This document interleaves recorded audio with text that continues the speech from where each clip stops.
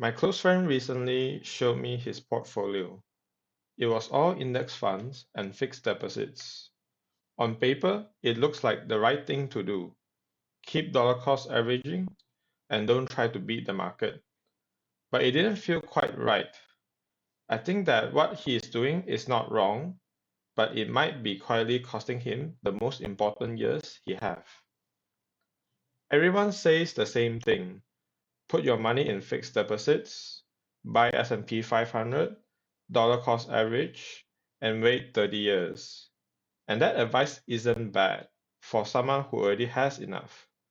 But it treats everyone's situation the same.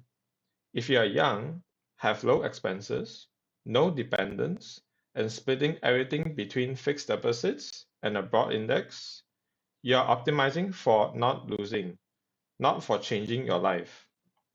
Fixed deposits generate about 3 to 4%.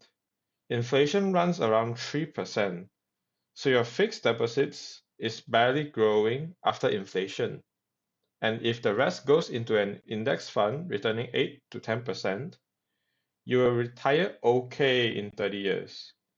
But if your salary is small, 8 to 10% a year on a small portfolio is still a small number. You will be growing your money, but so slowly that nothing about your life actually feels different for years, maybe decades. The fixed deposits and index fund is slowly growing your money, but it's only designed to protect your future self.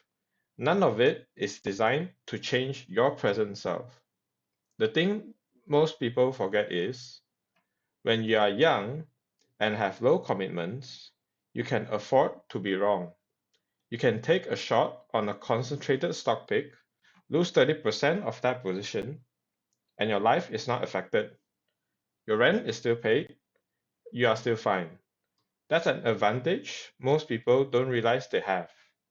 And it doesn't last forever. Once you have a mortgage, kids, bigger obligations, that cushion is gone. I'm not saying go gamble everything. I'm saying you should split your money into two buckets. One bucket is the safe stuff, your index funds, your fixed deposits, your emergency savings. These are the ones that let you sleep well. The other bucket is your risk account. That's where you take aggressive, intentional positions. Individual stock picks you had research, high conviction ideas, concentrated bets, not a diversified basket. This account is supposed to be uncomfortable. It's supposed to be concentrated because that's where asymmetric returns come from. An index fund is not likely to double in a year. A single well-researched position can. Most people put all their money in one bucket and try to find the perfect risk level for that one bucket. I think that's the wrong framework.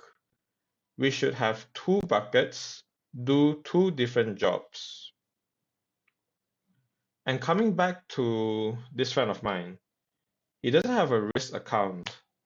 Every dollar he has is doing the same thing, sitting in fixed deposits and a broad index, growing at roughly the same rate.